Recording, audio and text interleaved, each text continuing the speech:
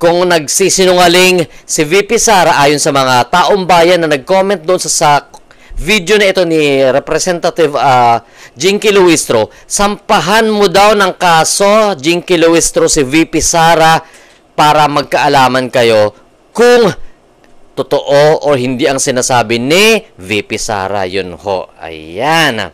Ayun nga ho guys, di ba noong mga nakarang araw ho ay may binanggit ito si Vice President Sara Duterte tungkol sa isang kongresista na di umano ay may utang sa law firm ng asawa niya, no, na umabot ng 8 to 9 million ata yon. Ang bilis sumagot nung nasabing kongresista. Ito agad ang sagot. Basa! Charot.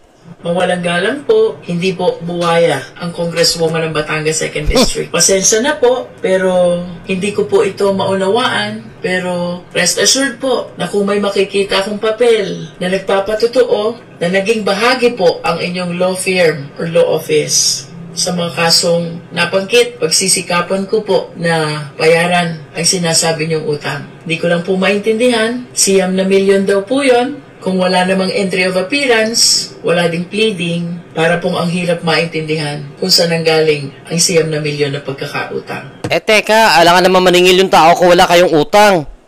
Alangan singilin yung isang tao ng utang niya kung wala namang utang talaga. Diba? O, nakailang, ayon kay VP Sara naman kasi, nakailang send na daw sila ayon sa kay VP Sara. Ayon naman dito kay Luistro, paano daw siya magkakautang? Wala namang entry, walang entry of appearance. Paano daw siya nagkaroon ng utang? O, yun naman ang sabi ng lola ninyo.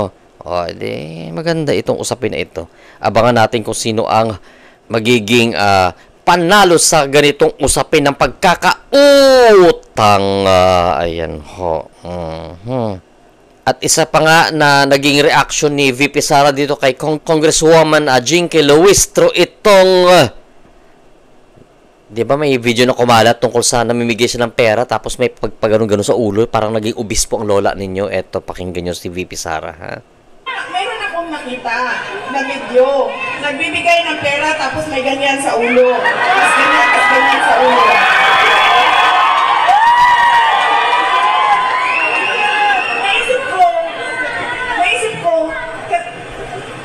Siyempre sa amin sa Mindanao, hindi pa ako nakakita ng gano'n.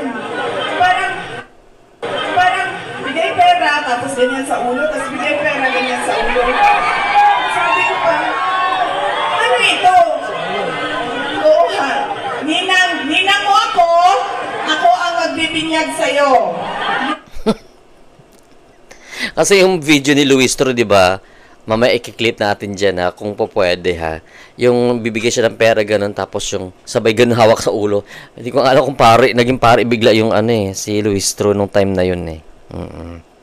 Kaya nga, baka isa yan sa dahilan, kasi di ba kasi sinampahan si Jinky Luistro dyan sa Ombudsman, sa Office of the Ombudsman ng graft and corrupt practices at saka yung vote buying. Oh, ayan. Baka yun yung nakita sa video na yun ang isa sa inirereklamo dyan sa kanya sa ombudsman. Ayan. Ho! Ewan ko ba? Auntie Claire. Kaloka, oy.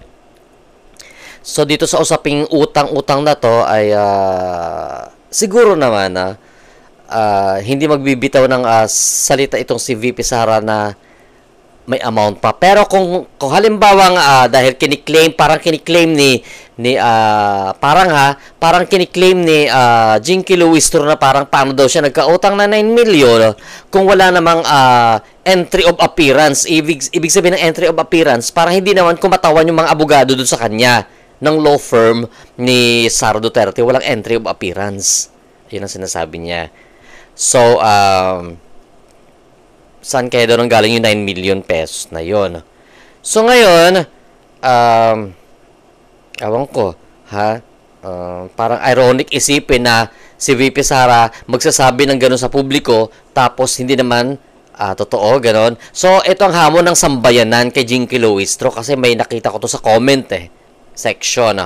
Kung nagsisinungaling si VP Sara ayon sa mga taong bayan na nag-comment doon sa video na ito ni Representative Jinky Luistro, sampahan mo daw ng kaso, Jinky Luistro, si VP Sara para magkaalaman kayo kung totoo o hindi ang sinasabi ni VP Sara. Yun ho. Ayan. Diyan lang natin malalaman yan eh. Kung sa tingin ni Congresswoman Jinky Luistro na nagsisinungaling si VP Sara, sampahan mo sa ombudsman ng kaso at sabihin mong nagsisinungaling siya or sampahan mo siya ng cyber libel dahil kung walang katotohanan yon, edi kasuhan mo para magkaalaman kung totoo or hindi nga itong sinasabi ni VP Sara. Ayan ho. Dahil ayon nga itong sa kay VP Sara, law firm yan eh. So, ang sabi niya, pagkakasabi niya kasi doon sa video, maraming mga abogado na kasama itong asawa niya. So, ibig sabihin marami sila. Baka di kilala ni baka naman Jinky Luistro, baka naman di kilala yung abogado nag-appear sa'yo doon sa kaso dati ng husband mo. Baka hindi mo nakilala na yung pala isa doon ay yung mga nag-appear na abogado mo ay abogado pala doon sa law firm nila. Carpio yung asawa niya. Ang gwapo pa naman asawa ni VP Sara. Ay nako. Parang gusto ko na charot. Gusto ko na maging Sara Duterte kung ganyan kagwapo asawa ko. Charot!